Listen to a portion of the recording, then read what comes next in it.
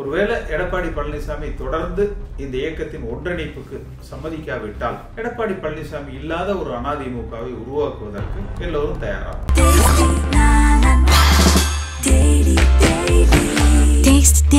பொதுச் செயலராக இருக்கிறவர் அப்படி நினைப்பதில்லை. அவர் இந்த கட்சி நம் கட்டுப்பாட்டில் இருந்தால் போதும், இந்த கட்சிக்கு பலம் தேவையில்லை, திமுக மீண்டும் ஆட்சிக்கு வந்தாலும் அதை அவர் ஏற்றுக்கொள்கிறார். ஆனால் எந்த சூழ்நிலையிலும் எல்லோரையும் இணைத்த ஒரு அதிமுகவை உருவாக்குவதற்கு அவர் தயாராக இல்லை. 1 லட்சம் பேர் எடுத்திருக்காரு. நேற்று எடப்பாடி பழனிசாமி சொன்னது நீக்கப்பட்டவர்கள் தான். நேற்று அவர் எங்கேயாவது ஓபிஎஸ் சொன்னாரா, சசிகலான்னு சொன்னாரா? நான் அவர்களுக்காக தான் பேசிட்டு இருக்கேன், 2-3 தனி மனிதர்களுக்காக அல்ல.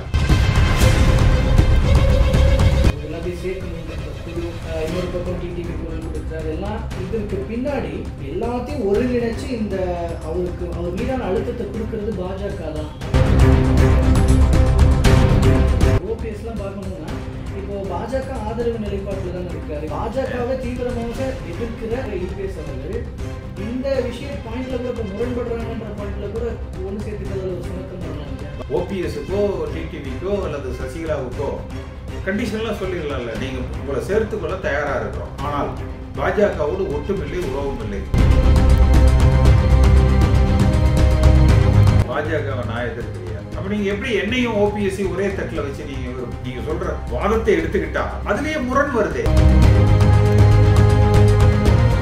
ஜூன் மாதத்திற்குள் நல்ல விஷயங்கள் நிறைய நடக்க இருக்கிறது. நிச்சயமா வருகிற தேர்தலில் ஒன்றுபட்டு அதிமுக உருவாகும். ஒருவேளை எடப்பாடி பழனிசாமி தொடர்ந்து இந்த இயக்கத்தின் ஒன்றிணைப்புக்கு சம்மதிக்காவிட்டால் எடப்பாடி பழனிசாமி இல்லாத ஒரு அதிமுகவை உருவாக்குவதற்கு எல்லோரும் தயாராகும்.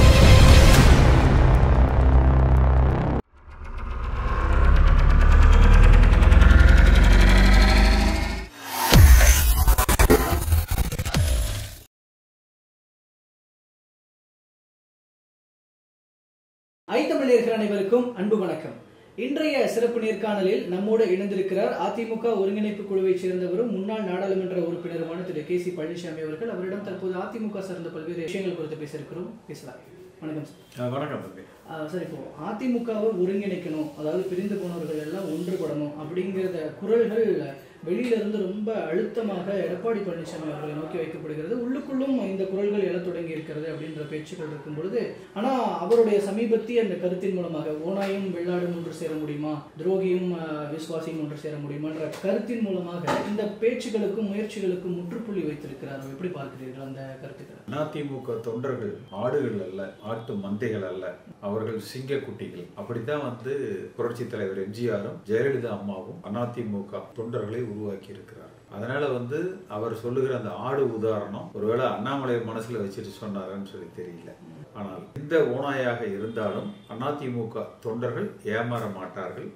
அவர்களை எந்த ஓனாயும் எதுவும் செய்துவிட முடியாது. எடப்பாடி பழனிசாமி என்பவர் இன்றைக்கு அம்மாவுடைய பிறந்த நாள். அதற்கு இந்த இயக்கத்தை ஒற்றுமைப்படுத்த எடுக்கப்படுகிற முயற்சிகள், வலிமைப்படுத்த எடுக்கிற முயற்சிகள், மீண்டும் அடுத்த தேர்தலில் ஆளுங்கட்சியாக உயர்த்த எடுக்கிற முயற்சிகளை பற்றித்தான் அவரிடத்தில் எதிர்பார்த்தாங்க. ஆனால் வருந்தத்தக்க வகையில இந்த இயக்கத்தை மேலும் பிளவுபடுத்துகிற, எல்லோரையும் காயப்படுத்துகிற ஒரு செய்தியை எடப்பாடி பழனிசாமி நேற்று அறிவித்திருக்கிறார். அதில் எந்த அதிமுக என்பது திராவிட சித்தாந்தத்தில் வளர்ந்த ஒரு கட்சி. அதில் எந்த விதமான திராவிட கருத்துக்களோ, குறைந்தபட்சம் அதிமுக ஒரு திராவிட கட்சி என்கிற குறிப்பு கூட இல்லாத அளவுக்கு அந்த அறிக்கை இருக்கிறது. யாரோ எழுதி இவர் கையொப்பமிட்டிருக்கிறார் என்றுதான் நம்ம பார்க்கணும். அதுல அவர் குறிப்பிடுறார், இந்த அரசியல் பேராசைக்காக, இந்த பதவிக்காக, பணம் சேர்ப்பதற்காக கட்சியை காட்டி கொடுக்க தயாரா இருந்தாங்க அப்படின்னு அவர் சொல்றாரு. ஒருவேளை இவருக்கு எழுதி கொடுத்தாலும் இவரை திட்டுறதுக்கு சரியான வார்த்தைகள் பார்த்து இதை போட்டிருக்காங்கன்னு நினைக்கிறேன். அரசியல் பேராசை, தான் மட்டுமே இருக்க வேண்டும், இந்த இயக்கத்துக்கு தான் மட்டுமே பொதுச் செயலராக இருக்க வேண்டும், பணம் சம்பாதிப்பதற்கு. இன்றைக்கும் இவரது உறவினர்கள் திமுக அரசாங்கத்திலையும் பல்வேறு மாநிலங்களில் மத்திய அரசாங்கத்தின் அனுக்கிரகத்தோடு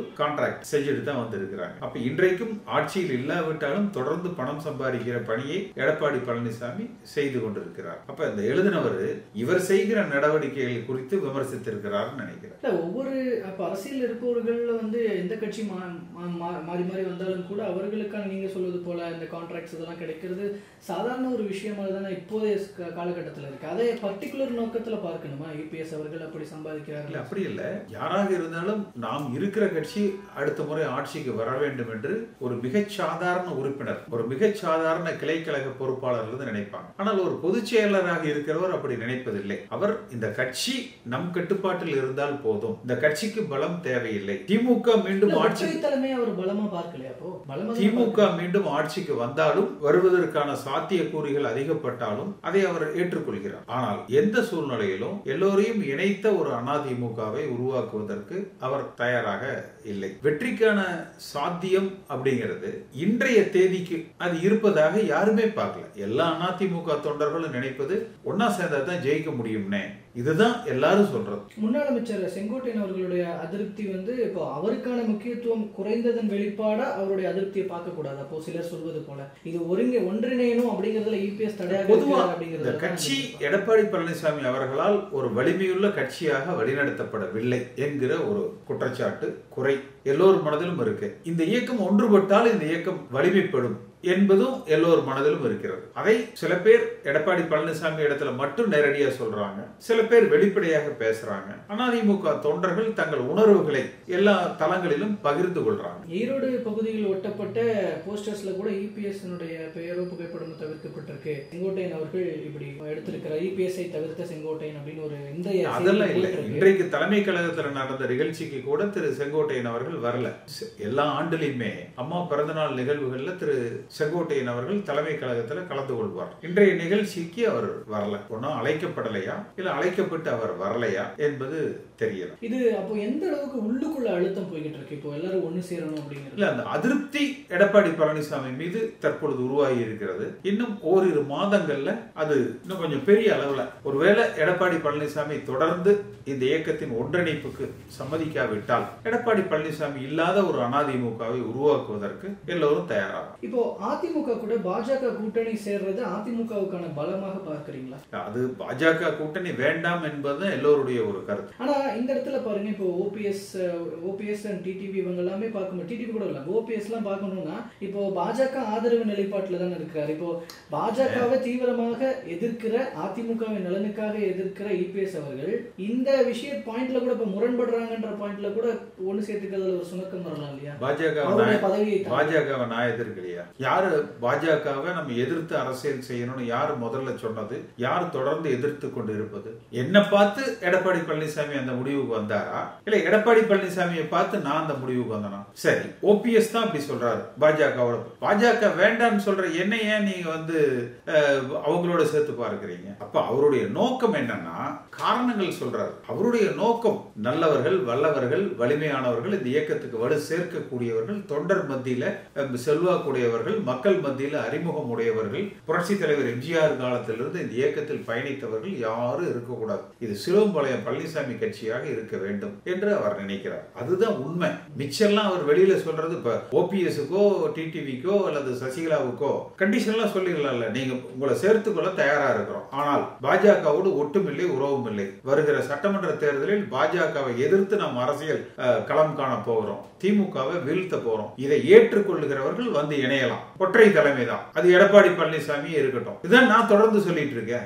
அப்படி நடந்தால்தான் ஃபியூச்சர்ல அது ப்ராப்ளம் ஆகும். இப்போ எல்லாம் மேபி உடன்பட்டு வந்து சேர்ந்துடலாம், போக போக நம்ம தேர்தலில் முதல்ல சீஃப் மினிஸ்டர் ஆகி ஆட்சியை பிடிக்கிற வழியை பாருங்க சார். ஃபியூச்சர்ல என்ன, எடப்பாடி பழனிசாமி 25 வயசு, இன்னும் 75 வருஷத்துக்கு இவருதான் பொதுச் செயலராக இருக்க போறாரா என்ன?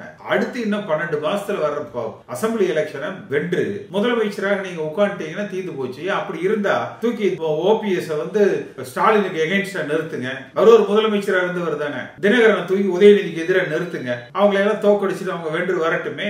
அரசியல் செய்யறதுக்கு எவ்வளவு வழிமுறைகள் இருக்கு. அம்மா என்ன பண்ணாங்க, நத்த விஸ்வநாதனை தூக்கி ஐ பெரியசாமிக்கு எதிராக போட்டாங்க. அந்த மாவட்டத்துல போடுங்களேன், ஓபிஎஸ் தூக்கி ஸ்டாலினுக்கு எதிராக நிறுத்துங்க, குளத்தூர்ல தினகரனை தூக்கி உதயநிதிக்கு எதிராக நிறுத்துங்க, தோக்கடிக்க சொல்லுங்க, வென்று வாங்க, நீங்க அப்புறம் அமைச்சர் பதவியை பத்தி பேசுவோம்னு சொல்லுங்க. அது அரசியல். இவர் செய்யறது முட்டாள்தனம். கட்சி ஒன்றுபட்டால் தான் வெல்ல முடியும் அப்படிங்கிறது இப்போ உங்களை போன்றவரோட கருத்தா இருக்கும்போது, ஆனா அவரு நம்மளுடைய தலைமையிலான இப்போ இருக்கிற இந்த அதிமுக வச்சு ஜெயிச்சிடலாம் அதற்கு வந்து அவருக்கு ரொம்ப போனஸ் பாயிண்டாவும் இல்லை அவர் பக்கம் தைரியம் கொடுக்குற பாயிண்டாவும் கூட்டணிகள் அவருக்கு பிளஸ் பாயிண்டா இருக்குமோ அந்த கால்குலேஷன்ல தான் அவர் இப்படி நடந்துட்டு இருக்கிறாரு. எடப்பாடி பழனிசாமி ஈரோட்ல எம்பி எலெக்ஷன்ல தோத்தாரு, திருச்செங்கோடு நாடாளுமன்ற தொகுதியில். அந்த தொகுதியில நான் வென்ற போது இந்தியாவிலேயே 2வது அதிக ஓட்டு வித்தியாசத்துல ஜெயிச்சார். எடப்பாடி பழனிசாமி அந்த தொகுதியில தோத்தாரு, 2000 ஓட்டு தான் வித்தியாசம். 15 லட்சம் வாக்குகள்ல 2000 வாக்கு வித்தியாசத்துல இவர் தோத்தாரு. எடப்பாடி பழனிசாமி பெரிய அளவுல வாக்குகள் கிடைக்கும் என்றாலும் அப்படின்னு ஒரு நம்பிக்கை இருந்தாலும் கூட மற்றவர்களையும் இணைத்துக் கொள்ளுகிற பொழுது அந்த வெற்றி அதிக சாத்தியத்தையும் உறுதிப்படுத்தப்படுது. எதிர்கட்சிகளும் தங்களுடைய பேர வலிமையை குறைத்துக் கொள்வார்கள், மக்களும் நம்பி வாக்களிப்பாங்க. அதிக பலப்படுத்திக்குவதில் தவறில்லையே. ஏன்னா இந்த கூட்டணி பாயிண்ட்டுக்கு ஏன் வரும் அப்படின்னா, இப்போ இந்த விஜய் கூட கூட்டணி வைப்பதற்கான பேச்சுகள்னு ஒரு பக்கம் போயிட்டு இருக்கு இல்லைங்களா அப்படின்னு விஜய் சொல்லியிருக்காரு. இல்ல சொல்லல, பட் உள்ளுக்குள்ள பேச்சு போகுது இல்லையா, போகுது. கடைசி நிமிடத்துல அது நடக்கலைன்னா அதுதான் அவருக்கு நம்பிக்கை கொடுத்துட்டு இருக்கான்னு கேட்க. இல்ல அதெல்லாம் கடைசி நிமிடத்துல நடக்கலைன்னா சரி, விஜய்க்கு நீங்க 60 சீட்டு கொடுக்கறத விஜய்க்கு 40 கொடுத்துட்டு இன்னொரு 10-20 சீட்டு எல்லாரையும் இணைச்சு கொடுங்களேன். அதிமுக தானே. எடப்பாடி பழனிசாமியோடு அவர்கள் முரண்படலாம், ஆனால் அவர்கள் அதிமுக உறுப்பினர்கள் தானே. விஜய் என்ன அதிமுக உறுப்பினர்கள் சேர்ந்துக்குவாரா? ஆனா ஏன்னா அவர் பாயிண்ட் ஆஃப் வியூல சொல்லிட்டு இருக்காரு இல்லையா, ஒரு பலம் வாய்ந்த கூட்டணி அமையும் அப்படிங்கிற ஒரு விஷயத்தை தொண்டர்கள் சொல்றாரு. யாருகிட்ட போய் நீங்க சேர்த்த போறீங்க, யார சேர்த்த போறீங்க, கூட சேர்றன்னு யாரு சொல்லி இருக்கா? பலம் வாய்ந்த கூட்டணினா அப்ப வந்து இந்த பக்கம் தன் கட்சியை இன்னும் பலகீனப்படுத்தலாம்னு அர்த்தம் இல்ல. தன் கட்சியை பலப்படுத்திக்கலாமல்ல, அதுக்கு மேல நீங்க பலம் வாய்ந்த கூட்டணியும் அமைக்கலாமல்ல. அப்ப இன்னும் வெற்றி உங்களுக்கு உறுதியாக வசப்படும் இல்லையா? இப்போ இந்த ஒன்றுபடுற ப்ராசஸ்ல இப்போ நீங்க இப்போ அதிமுக இப்போ இந்த எல்லாத்தையும் சேர்க்கணுன்ற இந்த குழு, இன்னொரு பக்கம் டிடிவி குரல் கொடுக்கிறாரு, எல்லாம் இதற்கு பின்னாடி எல்லாத்தையும் ஒருங்கிணைச்சு இந்த அவர் மீதான அழுத்தத்தை கொடுக்கறது பாஜக தான். அப்படி பின்னாடி எம்ஜிஆர் தான் இருக்காருங்க. எனக்கெல்லாம் யாரும் அழுத்தத்தை கொடுக்கல, எனக்கு எந்த அழுத்தத்தையும் கொடுக்கல. ஓபிஎஸ் அவர்கள், டிடிவி எல்லாரும் நீங்க இதெல்லாம் நீங்க கட்சி விட்டு வெளியில உங்க வீட்டை விட்டு பிரச்சனை வெளியே வந்துருச்சுன்னா 10 பேர் 10 சொல்லத்தான் செய்வாங்க. உங்க கட்டுப்பாட்டுக்குள்ள எல்லாரையும் அனுசரணையாக நீங்கள் வைத்துக் கொள்ளணும். அதான் அப்படி இந்த நிலைமைக்கு வரும்பொழுது இப்ப பாஜக அவங்களுடைய இப்ப இன்ஸ்ட்ரக்ஷன்ஸ் எல்லாம் இதுல வருதுன்னா அவங்களுக்கு அதிமுக அவங்க இன்ஸ்ட்ரக்ஷன்ஸ் எல்லாம் எடப்பாடி பழனிசாமி கொடுக்கலாம். என்னுடைய நிலைப்பாடுங்கிறது பாஜகவை நம்ம எதிர்த்து களம் காண வேண்டும், திமுகவை நம்ம வீழ்த்த வேண்டும். திராவிட கட்சியாக மதவாத சக்திகளுக்கு எதிர்ப்பான அரசியலை நம்ம நடத்தணும். திராவிட கட்சியாக அதிமுக திமுகவை விட சிறந்த ஆட்சி நிர்வாகத்தையும் சட்டம் ஒழுங்கையும் ஊழல் அற்ற ஒரு ஆட்சியாகவும், குடும்ப ஆட்சி இல்லாமல் மக்கள் நல திட்டங்களில் புரட்சி தலைவர் எம்ஜிஆரை போல அம்மாவை போல மீண்டும் நடத்தப்படுகிற ஒரு ஆட்சியாக இது அமையணும். அப்ப இதுல எந்த இடத்துல இருக்கு? அப்ப நீங்க எப்படி என்னையும் ஓபிஎஸ்சி ஒரே தட்டுல வச்சு நீங்க சொல்ற வாதத்தை எடுத்துக்கிட்டா அதுலயே முரண் வருதே. அதுல முரண் வருது இல்லைங்க. கேசி பழனிசாமி கட்சியில இருக்காருங்க, ஆனா ஓபிஎஸ் சேர்த்தலைங்க, தினகரனை சேர்த்தலைங்க, ஏன்னா அவங்க பாஜக ஆதரவாளருங்க, இவர் பாஜக எதிர்ப்பாளருங்க அப்படின்னு சொல்லலாம். நீங்க ஒவ்வொருத்தருக்கும் ஒவ்வொரு காரணம் சொல்றீங்க. இதெல்லாம் சாக்கு போக்கு சொல்றதுதான். இந்த கருத்துக்கள் எல்லாமே இப்போ உள்ள நடக்கிற ஒவ்வொரு நகர்வை மையப்படுத்தி ஒருவேளை இதுதான் பின்னாடி நடக்குதுன்ற வியூகங்களும் அந்த தகவல்களும் வெளியில இருக்கு இல்லைங்களா, அதை வச்சுதான் இந்த கேள்விகள் கேட்கப்பட வேண்டியதா இருக்கு. அப்போ இந்த இடத்துல முக்கியமாக அப்ப இந்த கூட்டணி அப்படிங்கறதுல வந்து அப்ப இபிஎஸ் வந்து என்ன பாயிண்ட்ல தான் இருக்கிறாரு அப்படின்றது, இப்போ ஐ மீன் அவர் என்ன மனநிலை ஒரே பாயிண்ட்ல தான் இருக்கிறாரு. ஆட்சிக்கு வர்றோம் வரல இதை பத்தி எல்லாம் நமக்கு கவலை கிடையாது, அது மக்கள் பிரச்சனை. அவங்களா பார்த்து நம்மளை ஓட்டு போட்டு கொண்டு போய் உட்கார வச்சாங்கன்னா வைக்கட்டும், இல்லைன்னா திமுக ஆட்சியில் இருந்தாலும் பரவாயில்ல, சம்பந்திக்கு கான்ட்ராக்ட் கரெக்டா நடந்துகிட்டு இருக்குது, நம்ம குடும்பத்துக்கு வருமானம் நல்லா வந்துகிட்டு இருக்குது, திமுகவே இருந்தாலும் நம்ம மேல எந்த வழக்கு பிரச்சனைகள் எது இருக்க போறது இல்ல. அதெல்லாம் அம்மா காலத்து திமுக அம்மா மேல வழக்கு போட்டு வாக்குல வீழ்த்த முடியாத அம்மாவை வழக்குல வீழ்த்தினாங்க இல்லையா, அதெல்லாம் அம்மா காலத்துல. புரட்சி தலைவர் எம்ஜிஆர் காலத்துல தான் அதிமுக தொண்டனும் திமுக தொண்டனும் தேர்தல் களத்துல அடிச்சுக்கிட்டது எல்லாம். இன்றைக்கு எடப்பாடி பழனிசாமி நட்பு பாராட்டுகிறார், திமுக ஆளுங்கட்சியாக இருந்தாலும் பரவாயில்லன்னு நினைக்கிறார். ஏன்னா இப்போ பாஜக அந்த பாயிண்ட்ல இருந்து சொன்னேன் இல்லைங்களா, இப்போ பாருங்க, இப்போ இன்னைக்கு அண்ணாமலை கூட இப்போ ஜெயலலிதா அவர்களுடைய பிறந்த நாளை முன்னிட்டு அவர் சொல்றாரு, அவர் ஒரு சிறந்த தேசியவாதி, புகழ்ந்து பேசி இருப்பது சிறந்த தேசியவாதின்னு அவர் குறிப்பிடுறாரு. அதாவது ஜெயலலிதா அவர்கள் அண்ணாமலை குறிப்பிடுறாரு, ஜெயலலிதா அவர்களை குறிப்பிட்டு இந்த வாழ்த்துக்களை சொல்றாங்க. அதாவது அதிமுகவோடு ஒரு இணக்கப்போக்கு அண்ட் அவர்கள் கூட இணைவதற்கான ஒரு பேச்சுக்களாக இல்ல அந்த மனப்பான்மையோடு அணுகுமுறையாக தேசியவாதி அதுல எல்லாம் இது இல்ல பிரச்சனை, அது இல்ல. இந்துத்துவ கொள்கைகள் திராவிட சித்தாந்தத்தில் பயணிக்கிற அதிமுகவால் ஏற்றுக்கொள்ள முடியாது.